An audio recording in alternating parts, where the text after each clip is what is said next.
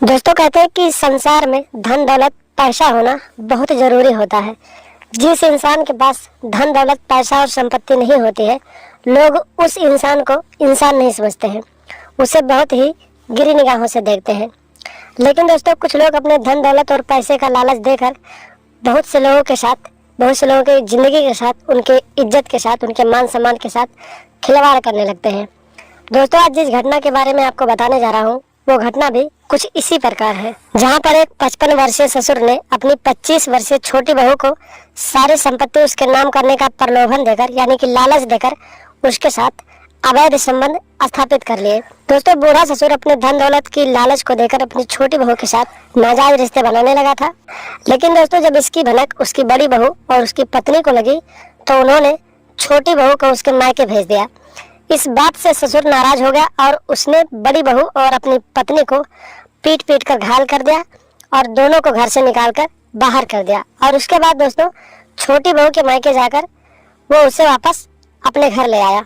उसके बाद इस कहानी में आगे क्या हुआ दोस्तों, आप लोग इस वीडियो में खुद देख लीजिए।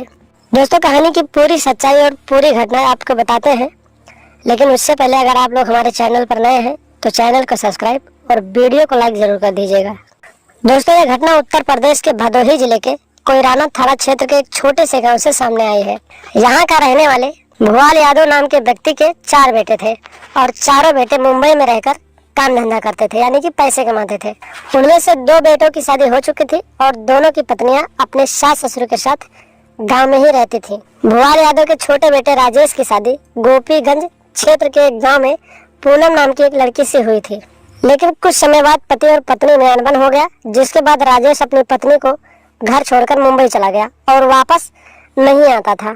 इसी दौरान ससुर भुआल यादव पति और पत्नी के बीच झगड़े का लाभ उठाकर अपनी छोटी बहू को अपनी सारी संपत्ति उसके नाम करने का लालच देकर उसके साथ नाजायज रिश्ते बनाने लगा। दोस्तों उसकी छोटी बहू भी सारी संपत्ति को पाने का लालच मन में रख ली और उसने उसके साथ खुद को कंप्रोमाइज करके उसके साथ नाजायज रिश्ते बनाने लगी। दोस्तों कुछ दिनों तक इन दोनों का ये कारनामा ऐसे ही चलता रहा, लेकिन जब इस बात की भनक उसकी पत्नी और बड़ी बहू को लगी तो उन दोनों ने ससुर और बहू के इस रिश्ते का विरोध करना शुरू कर दिया। लेकिन दोस्तों ससुर अपनी पत्नी और बड़ी बहू को ये धमकी देता था कि तुम लोग अगर हम दोनों के बीच में आए तो मैं अपनी सारी संपत्ति छोटी बहू के नाम कर दूंगा। ये सब बातें सुनकर छोटी बहू मन ही मन में बेहद खुश होती थी, लेकिन उस बहू को नहीं पता था दोस्तों कि उसका ससुर अपना संपत्ति देने के नाम पर उसकी इज्जत के साथ खेल रहा है। दोस्तों घटना के करीब 15 दिन पहले सास और उसकी बड़ी बहू ने किसी तरह से छोटी बहू के मायके फोन करके उसके पापा को इधर उधर की बातें बताकर उसको उसके मायके भेज दिया। जब इस बात की जानकारी ससुर को लगी तो उसने सास और बड़ी बहू को पीट पीट कर घर से बाहर निकाल दिया और उसके बाद छोटी बहू के मायके जाकर फिर से उसे वापस घर ले आया।